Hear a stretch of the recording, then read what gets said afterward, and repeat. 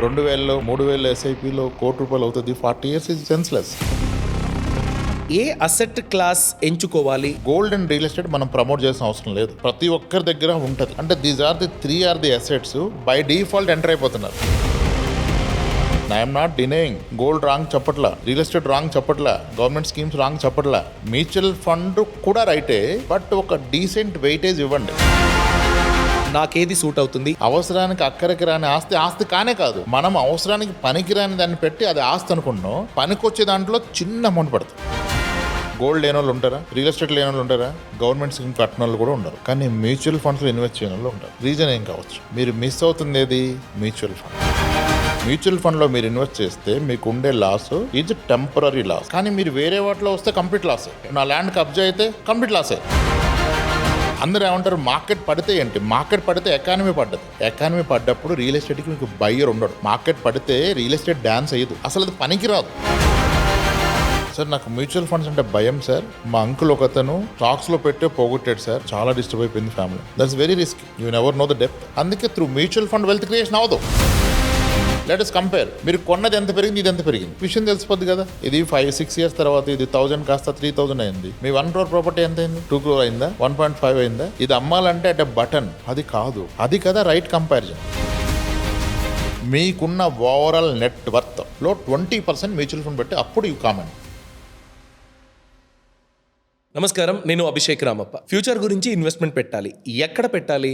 Gold, real estate, stocks or mutual funds మరియు government schemes, ఇలాంటివన్నీ ఎన్నో టైము మీరు డిస్కషన్ విన్నప్పుడు కన్ఫ్యూజ్ అయిపోతారు. దేన్ని ఎంచుకోవాలి, నాకేది సూట్ అవుతుందని. నా ఫ్రెండ్ చేశాడు, నేను కూడా అక్కడ ఇన్వెస్ట్మెంట్ పెట్టాను. లేకపోతే over dependency on one set of property అనేది ఉంటుంది. అంటే వన్ సెట్ ఆఫ్ అసెట్ మీద ఉంటుంది. డైవర్సిఫికేషన్ అవ్వాలి, అది బ్యాలెన్స్డ్ గా ఉండాలి. ఫ్యూచర్ ప్రాసెస్ మనం ఏదైతే ప్లాన్ పెట్టుకున్నామో అది ప్రాపర్ గా ఇంప్లిమెంట్ అవ్వాలి. దీని గురించి మనం ప్లాన్ చేయడానికి సర్టిఫైడ్ ఫినాన్షియల్ ప్లానర్ తో కూర్చున్నాం. ఇప్పుడు రామ్ ప్రసాద్ గారు మనతో ఉన్నారు. పైసల ముచ్చట్లు బుక్ కి ఆథర్ కూడా. Sir, welcome to the show. A asset class ఎంచుకోవాలి, నాకేది సూట్ అవుతుంది? ఇది చాలా కన్ఫ్యూజింగ్ సబ్జెక్ట్. మీరు వెతుకుతూ ఉంటే దొరుకుతూనే ఉంటుంది, బట్ క్లారిటీ దొరకదు. అలా ఉంటుంది. So gold, real estate, mutual funds, stock market related అని కొందరు స్టాక్ కూడా ట్రై చేస్తారు. But we are not discussing about that. Mutual funds అనుకుందాం. అలానే గవర్నమెంట్ స్కీమ్స్, నాకు రిస్క్ వద్దు, గవర్నమెంట్ స్కీమ్. ఈ 4 కేటగిరీలు ఉన్నాయి. ఈ 4 కేటగిరీని కూడా కంపేర్ చేసి చూసినట్లయితే మీరు ఎలా చూస్తారు? డైవర్సిఫికేషన్ అని చూసినప్పుడు ఎలా ఒక అరేంజ్మెంట్ ఉంటుంది ఈ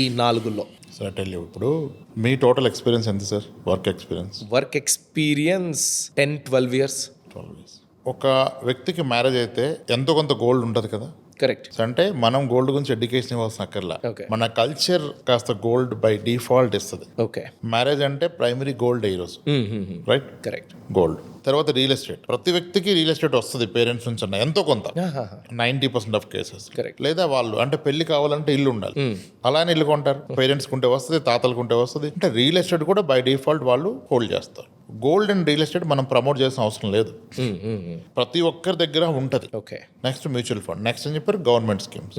మీరు అబ్జర్వ్ చేస్తే మొదటి సాలరీలో రాగానే ఇన్సూరెన్స్ పాలసీలు, గవర్నమెంట్ ఇన్సూరెన్స్ పాలసీ కట్టిన వాళ్ళే 90% ఉంటారు. అంటే these are the 3 are the assets by default enter అయిపోతున్నారు.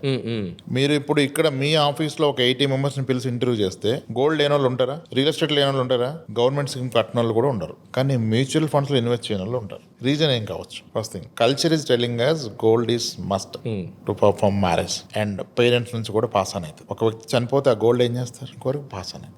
సేమ్ ఇల్లు లేకపోతే సొసైటీలో రెస్పెక్ట్ ఉండదు, ఇల్లు ఉంటేనే సెటిల్ అయిన ఫీలింగ్. సో ప్రతి ఒక్కరు ఇల్లు కొనిస్తారు కొడుకు, పాస్ అని చేస్తారు, ఇన్హెరిటెన్స్ ద్వారా వస్తుంది. ఇల్లు గోల్డ్ మస్ట్ ఉండిపోతుంది కదా. అండ్ ఈ government schemes by default first సాలరీలోనే మిమ్మల్ని ఒక టార్గెట్స్ పెట్టిస్తారు. ఓకే. మీరు మిస్ అవుతుంది ఏది?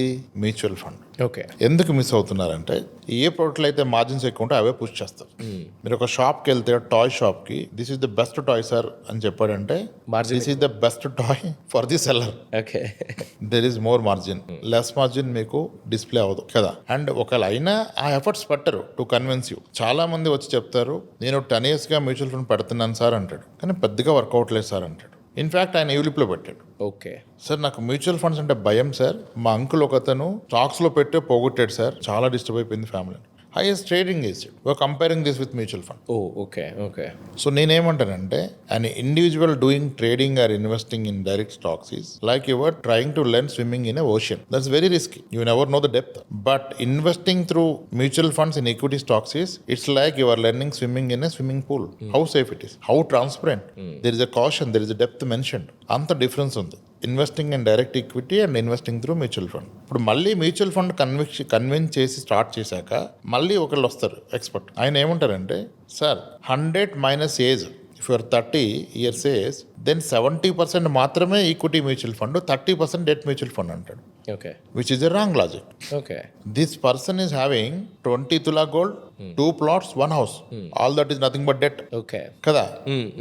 ఈ 100 మైనస్ ఏజ్ అనేది నీ ఓవరాల్ నెట్వర్క్కి అప్లికేబుల్. నాట్ దట్ నువ్వు పెడుతున్న 20,000 ఎస్ఐపికి 10,000 ఎస్ఐపికి కాదు.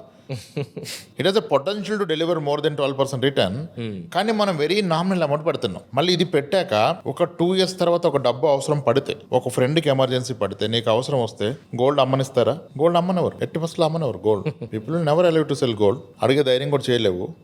ఇల్లు అమ్ముతావా? పొలం అమ్మితే ఇంకా ప్రెస్టేజ్, అమ్మరు కదా. ఈ గవర్నమెంట్ స్కీమ్స్ అయితే అవి లాక్ ఇన్ స్కీమ్స్, అవి పోవు. The only option is mutual fund. అందుకే through mutual fund wealth creation అవ్వదు. మీకు కన్విక్షన్ లేదు కదా. ఎప్పుడు కావాలంటే తీసుకుంటా. ఇది మాత్రమే ఉంది, ఇంకేది లేదు. Though this is the best asset, but ఎవరు కన్ను చేయరు, అందరూ తీసేస్తారు, అసలు వినరు. అన్ని స్టోరీలు విని అది బాగుంటుంది, ఇది తీసి ఇన్వెస్ట్ చేస్తా, నాకు అవసరం వచ్చింది తప్పితే ఇంకేముండదు. అందుకనే వెల్త్ బిల్డ్ అవుతుంది. మీరు ఈ 4 ఈక్వల్ అయితే ఇవ్వలేరు. ఎందుకంటే real estate obviously takes higher portion, gold takes higher portion. At least మీరు మీరన్న గవర్నమెంట్ స్కీమ్స్ ఒక్కటి వదిలేస్తే, రియల్ ఎస్టేట్ అండ్ గోల్డ్ ఉంది కదా, మీకు ఎంత గోల్డ్ ఉందో దాని ఈక్వలెంట్ వాల్యూ ఉన్న మ్యూచువల్ ఫండ్ ఇన్వెస్ట్ చేయండి, దాని వాల్యూకి equivalent investment. Then you decide which is good. Okay okay. కానీ వెరీ నామినల్ అమౌంట్ పెట్టి ఈ డైవర్సిఫికేషన్, 100 మైనస్ ఏజ్, ఇవన్నీ పిచ్చి rules. This rule is for your overall network, not for your ongoing 10,000, 20,000 investment. And ఇది పెట్టినా ఇది liquid ఉంది కదా, అదే ప్రాబ్లం అయిపోయింది. ప్రతి అవసరానికి ఇదే కట్ చేస్తున్నావు, తుంచేస్తున్నావు, దాన్ని ఎలా పెరుగుతుంది? So that's where I do a practice. కొంతమంది ఏం చెప్పినా వినరు. చెప్తారు, సార్ మా బావగారు వేశారు సార్ వెంచరు, మంచి స్థలం, మనకి డిస్కౌంటెడ్ ప్రైస్, అందరికీ 11,000, మనకి 6,000, రేపు కావాలంటే అమ్మేస్తాడు సార్, 9-10,000 వచ్చేస్తుంది. బాగా పెరుగుతుంది సార్, ఇన్వెస్ట్ చేస్తాడు. మనం చెప్పినా వినరు. I will make only one request, sir మీరు వినరు, I don't want to convince you. ఒక పని చేయండి, మ్యూచువల్ ఫండ్ తీస్తున్నారు కదా, మొత్తం తీయండి. కానీ ఒక్క రిక్వెస్ట్ ఏంటంటే, ప్రతి ఫండ్లో ఒక 1,000 రూపాయలు ఉంచండి. 4 funds, ఈచ్ 3 lakhs, 4 lakhs ఉన్నాయి. You want to take 14-15 lakhs entire money. నా కొరకు ప్రతి ఫండ్లో ఒక 1,000 రూపాయలు ఉంచండి. 1,000 రూపీస్ రౌండ్ ఫిగర్. ఓకే. లేదు నాకు అది కూడా అవసరం, 4,000 అంటే నేనే ఇస్తాను 4,000. You keep this 4,000 in this 4 funds. Leave it. Let us meet after 5 years, 6 years, 10 years. Let us compare. మీరు కొన్నది ఎంత పెరిగింది, ఇది ఎంత పెరిగింది, విషయం తెలిసిపోద్ది కదా. ఇది 5-6 years తర్వాత ఇది 1,000 కాస్త 3,000 అయింది. మీ 1 crore ప్రాపర్టీ ఎంత అయింది? 2 crore అయిందా? 1.5 అయిందా? ఇది అమ్మాలంటే అట్ బటన్, అది కాదు. అది కదా రైట్ కంపారిజన్ కదా. సో అన్నీ ఉండాలి, తప్పు ఏది ఎంత ఉండాలి. కానీ ఇప్పుడు మ్యూచువల్ ఫండ్ పెడుతున్నానని చెప్పి very nominal amount, then very the point. అది ఏం చేయదు కదా. ఇప్పుడు 10,000 ఎస్ఐపి చేస్తున్నారు ఒక వ్యక్తి, 24 months పెట్టారు. It worked out 15% per year.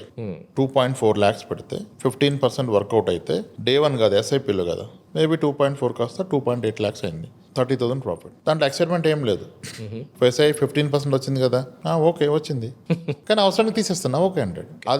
అదే అతను ఒక 1,00,000 రూపాయలు ఎస్ఐపి చేస్తే 24 lakhs కాస్త 28 lakhs అయితే proportionately both are same. But ఇక్కడ ఏమంటాడు, బాగా చేసింది, లెట్ మీ ఇంక్రీజ్ అంటాడు. The skin in the game it is called. Should participate more, then దాని పవర్ తెలుస్తుంది. నామినల్ అమౌంట్ పెట్టిన 20s వాళ్ళు అయితే వీకెండ్ పార్టీ కూడా డబ్బు రిడీమ్ చేస్తారు. బర్త్డే పార్టీకి మ్యూచువల్ ఫండ్ రిడీమ్స్లు చాలా మంది ఉంటారు. బర్త్డే పార్టీకి మ్యూచువల్ ఫండ్ రిడీమ్ చేస్తారు. ఇవన్న ఎప్పుడు దాన్ని అలో చేయరు గ్రో కావడానికి. Funds are delivering returns, investors are never taking return. వచ్చినప్పుడు లాంగ్ టర్మ్, మళ్ళీ అవసరం వస్తే తప్ప వేరేదేం లేదు. అది ప్రాబ్లం సార్. అండ్ మీరు ఇప్పుడు మీకు 10 మంది ఫ్రెండ్స్ ఉన్నారు సార్, మీకు ఇబ్బంది ఉందని మెసేజ్ పెట్టారు sir. Told I'm in difficult time, I need someone, I got stuck at this area అని పెట్టారు. అప్పుడు ఒక ఫ్రెండ్ ఫోన్ చేసి, అరే నాకు అవ్వదు, విల్ మీట్ నెక్స్ట్ వీక్ అన్నాడు. ఇంకోటి అన్నాడు, I will come but it takes time రా, నేను ఐ మే కమ్ 2 daysలో కలుస్తాను అన్నాడు. ఇంకోటి వస్తా ఎక్కడున్నా చెప్పు అన్నాడు. ఎవడు మంచి ఫ్రెండ్? వస్తా ఎక్కడున్నా చెప్పు. మీ అవసరానికి ఆదుకున్నోడే ఫ్రెండ్, అవసరానికి పనికిరాడు ఫ్రెండ్ కాదు. మరి అలా అయితే మీరు చెప్పిన అసెస్లో ఏది మీ అవసరానికి ఆదుకుంటుంది? దట్స్ పాయింట్ కదా. Whole point is that. Okay. అవసరానికి అక్కడికి రాని ఆస్తి కానే కాదు. మనం అవసరానికి పనికిరాని దాన్ని పెట్టి అది ఆస్తి అనుకుంటున్నాం. పనికొచ్చే దాంట్లో చిన్న అమౌంట్ పడుతుంది. అది problem. That's where people are getting misleaded. Okay okay అన్నీ ఉండమని చెప్తాను నేను. I'm not denying gold wrong చెప్పట్లా, రియల్ ఎస్టేట్ రాంగ్ చెప్పట్లా, గవర్నమెంట్ స్కీమ్స్ రాంగ్ చెప్పట్లా, మ్యూచువల్ ఫండ్ కూడా రైటే, బట్ ఒక డీసెంట్ వెయిటేజ్ ఇవ్వండి ఓకే కదా. అందుకనే నేను ఐ నెవర్ మేక్ వీడియో 2000లో 300 ఎస్ఐపిలో ₹1 అవుతుంది, 40 years ఈజ్ సెన్స్లెస్.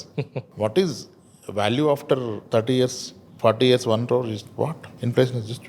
సో సాధ్యమైనంత ఎక్కువ అమౌంట్ పెట్టండి, ఎందుకంటే ఇది ఎలాగో అందుబాటులో ఉంది. ఓన్లీ వర్స్ట్ కేసు ఏమవుతుంది, after investing for 3 years market down అయితే మీరు పెట్టిన అమౌంట్ కూడా తగ్గుతుంది, కానీ పెట్టిన అమౌంట్ పోదు, మొత్తం పోదు. మ్యూచువల్ ఫండ్లో రిస్క్ ఏంటి? The risk is volatility. What is volatility? Mutual fund లో మీరు ఇన్వెస్ట్ చేస్తే మీకు ఉండే loss is temporary loss and partial loss. Notional loss actually.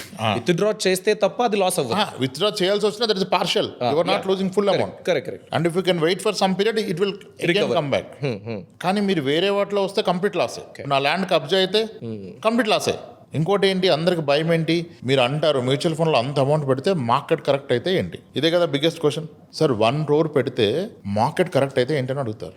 I give an example. Covid first wave మార్చ్లో market corrected around 20-25%. Lockdown 2020 March కదా. Correct. ఇప్పుడు let us ఒక case study అనుకుందాం. ఒక వ్యక్తి 1 crore మ్యూచువల్ ఫండ్ పెట్టాడు, ఒక వ్యక్తి 1 crore పెట్టి బిల్డింగ్ కొన్నాడు, అపార్ట్మెంట్ కొన్నాడు, ఇండిపెండెంట్ హౌస్ కొన్నాడు, స్థలం కొన్నాడు. కోవిడ్ వచ్చింది, మార్కెట్ క్రాష్ అయిపోయింది, 1 crore హ్యాస్ బికమ్ 75 lakhs అయిపోయింది. ఇద్దరు పేరెంట్స్ హాస్పిటల్లో చేయారు, డబ్బు ఉంటేనే బ్రతుకుతారు. ఇప్పుడు 1 crore మ్యూచువల్ ఫండ్ పెట్టడానికి 75 lakhs ఉంటే 20 lakhs తీసుకొని బతికించుకోవచ్చు. బట్ 1 crore స్థలం కొన్నదానికి ఏమన్నా కొంటారా? ఆ పానిక్ సినారియోలో అందరూ ఏమంటారు, మార్కెట్ పడితే ఏంటి? మార్కెట్ పడితే ఎకానమీ పడ్డది. ఎకానమీ పడ్డప్పుడు రియల్ ఎస్టేట్కి మీకు బయ్యర్ ఉండడు. మార్కెట్ పడితే రియల్ ఎస్టేట్ డాన్స్ అయ్యదు, అసలు అది పనికి రాదు. ఇక్కడ I still have other option. నా 75 lakhs అయింది, తీస్తే లాసు, ఇన్స్టెడ్ ఆఫ్ తీయడం కన్నా నేను లోన్ తీసుకోవచ్చుగా. కానీ ఆ కోవిడ్ టైంలో లాక్డౌన్లో నాకు ప్రాపర్టీకి లోన్ ఎవరు చేస్తారు? ఒకవేళ ఆ టైంలో నా జాబ్ పోతే ఇంక లోన్ వస్తా, ఇక్కడ వస్తుంది కదా. ఈ అన్ని పారామీటర్స్ కన్సిడర్ చేయాలి. మీకు ఇది ఒక స్ట్రెంత్. మీరు మ్యూచువల్ ఫండ్స్లో 1 crore పెడితే everyday while sleeping your sleeping over that 1 crore that is there in our mobile. Your keeping your 1 crore next you. అది ధైర్యం. ఇప్పుడు డిజిటల్ వచ్చింది. ఒకప్పుడు బయటికి వెళ్తే వ్యాలెట్ మర్చిపోతే డబ్బులు లేకపోతే పర్సులో వెళ్తారు ఎవరన్నా బయటికి. ఒక 20-15 years బ్యాక్. ఇప్పుడు అంటే మొబైల్ ఉంటుంది, మొబైల్ అయితే బయటకు వెళ్ళం కదా ఇప్పుడు కదా. అది కదా పవర్. అది మర్చిపోయారు. అసలు పెట్టకుండానే జడ్జ్ చేస్తారు. పెడితే nominal amount, very nominal amount. So డెఫినెట్గా అన్ని good. The best among all for long term is equity mutual fund, but subjected to invested decent money, reasonable money, best possible money. కానీ best possible ఉండదు, ఎందుకంటే అతను ఇల్లు కొన్నాక salary పెరిగితే 2వ ఇల్లు కొన్నాడు, దాని EMI కడుతున్నాడు, మిగిలేదు తక్కువ కదా. That's the problem. సో అంటే ఇప్పుడు డైవర్సిఫికేషన్ అని చూస్తే సార్, ఈక్వల్లీ ఎక్స్పోజర్ ఉండాలా, లేకపోతే మీ రిక్వైర్మెంట్ కి తగ్గట్టుగా ఎక్స్పోజర్? సార్ రియాలిటీ మనం చెప్పినా ఎవ్వరు ఈక్వల్ ఎక్స్పోజర్ ఎవరు. Okay. What I'm telling, equally వద్దు, మీరు నమ్మొద్దు. మీకున్న ఓవరాల్ నెట్ వర్త్ లో 20% మ్యూచువల్ ఫండ్ పెట్టి అప్పుడు యూ కామెంట్. ఓకే, నాకు ఇల్లు ఉంది 1 crore, నాకు గోల్డ్ ఉంది 20 lakhs, నాకు స్థలం ఉంది 20 lakhs, మొత్తం కలిపి నాది 1.5 crore ఉంది, అన్ని కలిపి. దాంట్లో 20%, దాంట్లో 20% 30 lakhs మ్యూచువల్ ఫండ్ లో పెట్టి దెన్ యూ మేక్ కామెంట్. ఇది good bad, that gives you a feel. Okay. ఎందుకంటే నేను చెప్పిన కాంబినేషన్లోకి వచ్చి ఒక 30 lakhs మీకు ఉంటే మ్యూచువల్ ఫండ్స్ లో, రేపు జాబ్ పోయినా 30 months అట్లీస్ట్ మీ పాకెట్ లో ఉంది, ఇంకెక్కడ మీకు 30 months లేదు కదా. ఇలా కంపేర్ చేస్తేనే రైట్. Okay, nice sir. చాలా బాగా, అంటే ఒక ఐ ఓపెనర్ సెషన్ లాగా ఇది. బికాస్ ఆ లిక్విడిటీ, ఆ ఫ్రెండ్ ఎగ్జాంపుల్ చాలా బాగా అనిపించింది. 1 week లో వస్తాను, 2 days లో వస్తాను, ఇప్పుడే వస్తాను, ఏది ఎంచుకుంటారు? That was very nice. So మీరు కూడా మీ రిక్వైర్మెంట్కి తగ్గట్టుగా లిక్విడిటీ మీకు ప్రయారిటీ అన్నట్లయితే, నేను రెంట్ కట్టకుండా నేను ఒక అరేంజ్మెంట్ చేసుకుంటున్నాను అన్నట్లయితే, మేబీ దానికి ఇనీషియల్ డేస్లో ప్రయారిటీ ఇచ్చేసి, దాని తర్వాత మీకున్న ఓవరాల్ నెట్ వర్త్లో మ్యూచువల్ ఫండ్స్కి డీసెంట్ ఎక్స్పోజర్ ఇస్తే మీరు హయ్యర్ గ్రోత్ ని టార్గెట్ చేయొచ్చు. ఎప్పుడు రామ్ ప్రసాద్ గారు చెప్పేటట్టు, not just earnings along with GDP మీకు టార్గెట్ చేయడానికి మ్యూచువల్ ఫండ్స్ లో అవకాశం ఉంటుంది అని. అంటే your part of the nation's growth story. Last 25 years లో ఇండియా పెరిగింది, నెక్స్ట్ 25 years లో ఇండియా పెరుగుతుంది అని మీకు అనిపిస్తే దాని మీద మీరు బెట్ చేసినట్టు. సో మీరు కూడా మీకు అలా అనిపించినట్లయితే మీరేమనుకుంటున్నారు, ఎలా ప్లాన్ చేసుకుంటున్నారు, కామెంట్ సెక్షన్ లో తెలియజేయండి. Thanks for watching. All the best. Boss Wala. Be the boss.